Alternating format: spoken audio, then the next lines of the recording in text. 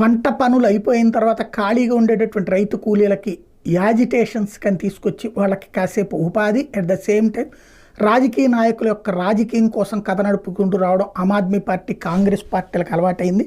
పంజాబ్ దగ్గర ఆందోళనలు, హర్యానా దగ్గర ఆందోళనలు, హైవేలను ముట్టడించడం, అక్కడ భోజనాలు ఏర్పాటు చేయడం, రోటీలు ఏర్పాటు చేయడం, డ్యాన్సులు ఏర్పాటు చేయడం, అక్కడ ఓ పక్కనేమో ఓ చిన్న సైజు ఫెస్టివల్ లాగా నిర్వహించుకుంటున్నారు.